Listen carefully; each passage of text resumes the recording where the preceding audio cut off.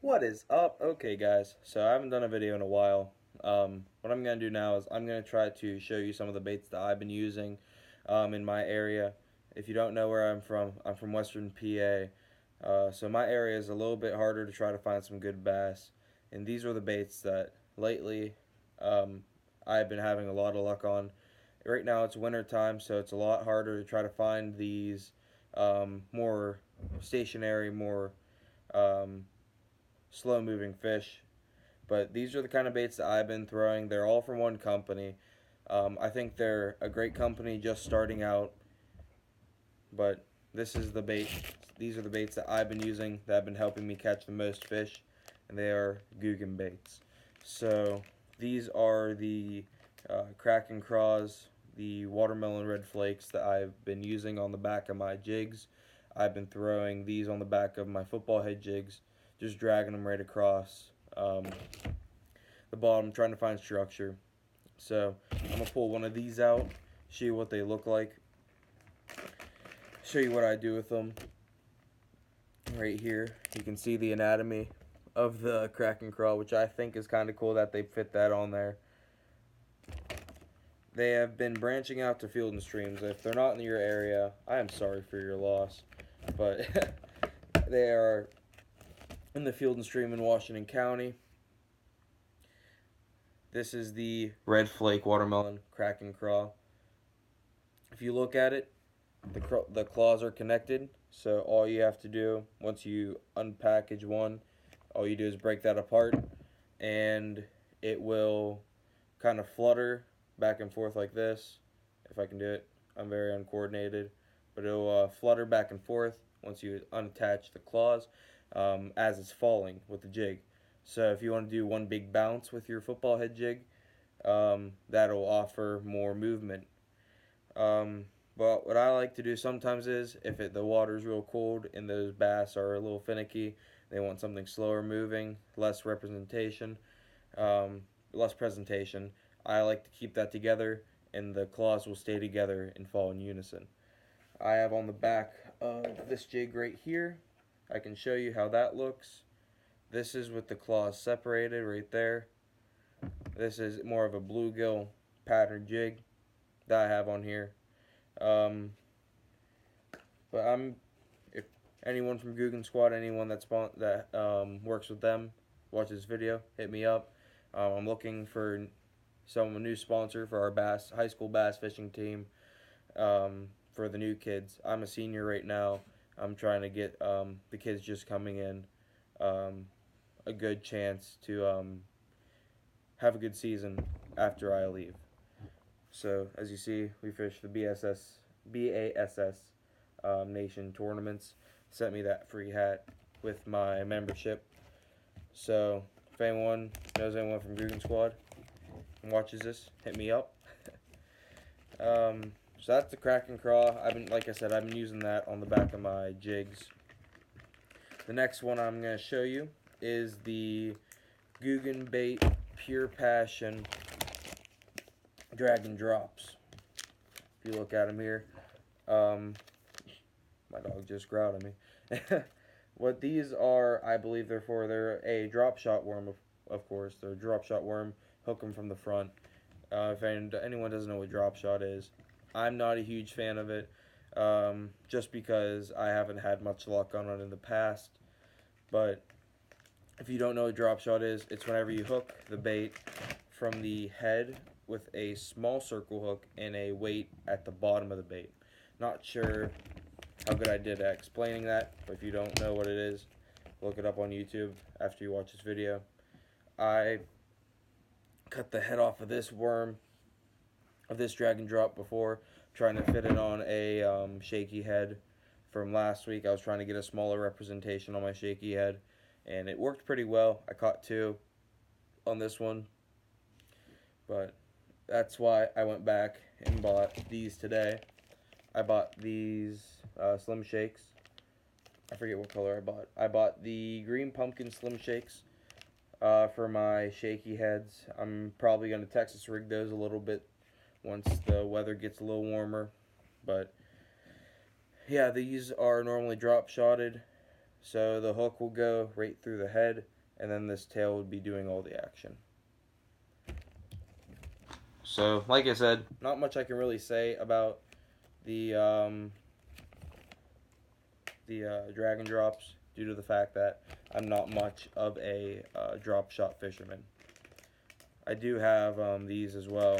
These aren't Googan baits, but they are a drop shot worm that I've used in the past. I've gotten bites on them and just haven't had much luck on them. These are the robo worms with the almost like a yumdinger tail with that chartreuse tail.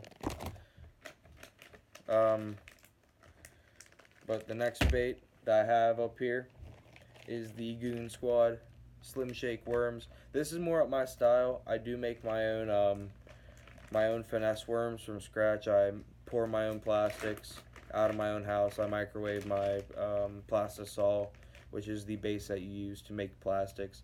Hopefully in a video in the future I can go over on how to make soft plastics, which would be kind of cool because it's something I like to do. I sell to friends and family, which is a good opportunity for me to make some extra cash on the side. But these are the Slim Shake worms from Googan Squad, the Googan baits.